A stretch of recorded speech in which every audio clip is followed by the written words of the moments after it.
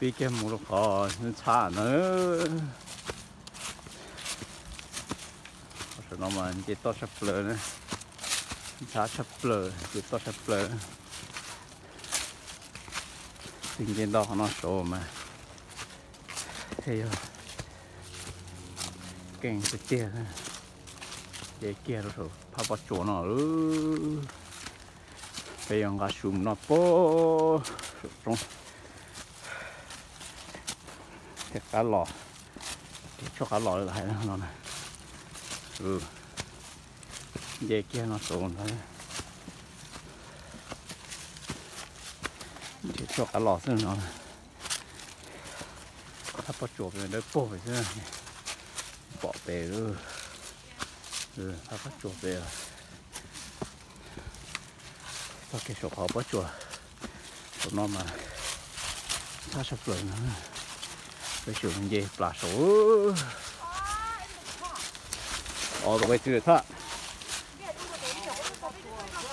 cái tua mà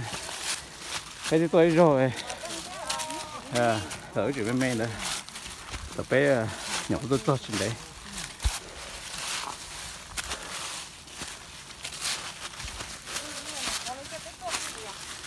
thổ Mr. Ken ha lấy cho bé tôi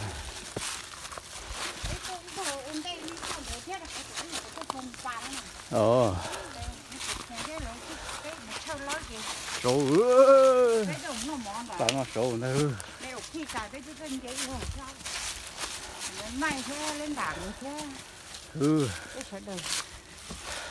nó suối lúc bao giờ rủ ra Chả nó mà vậy thì tiêu không thả lời let's go vậy là một số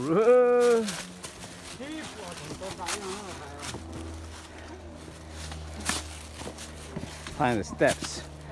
so you can walk on the rock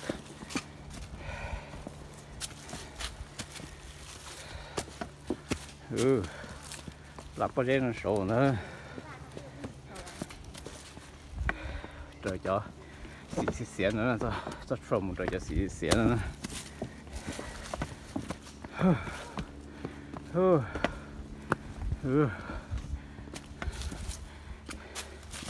vậy đâu số nó có số đi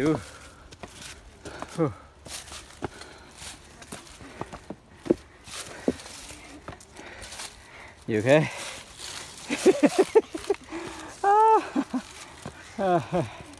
có sao nào thế vậy rồi nhiều tôi chắc nó thôi vậy bộ hộ tôi đây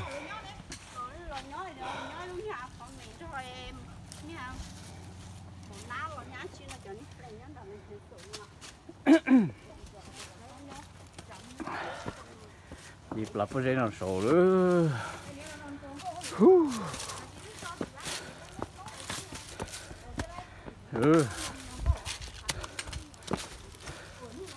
có sổ liền nữa tao nó mà đây thì hành tiền tôi nó bên gì rồi mi tú nó mà rục nó nữa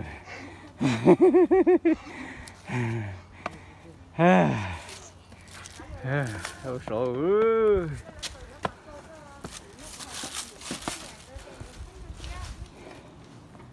hổ lò luôn chị po hỗ trợ gì số luôn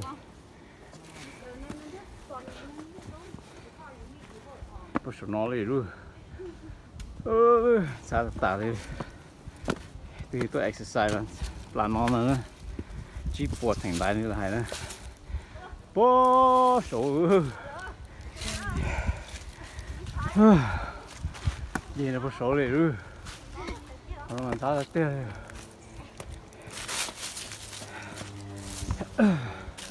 oh here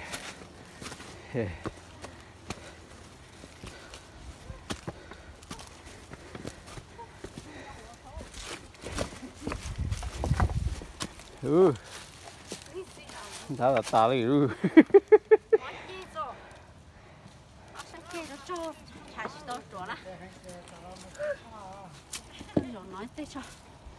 cho mà mua Đó là xí đâu? Xí, không có nhiều bỏ đây mình tụ. bỏ đi pha chùa thế này thả thật tà nữa nó thì Hầu đi. Hầu, chờ, hầu có tên nữa rồi. Quá đi. để bỏ chùa nó mà Làm nào? đấy bị bò Rong thôi. thả thật tà đấy nữa cái chuyện gì nó bó số Rong cái không nào? thả tiền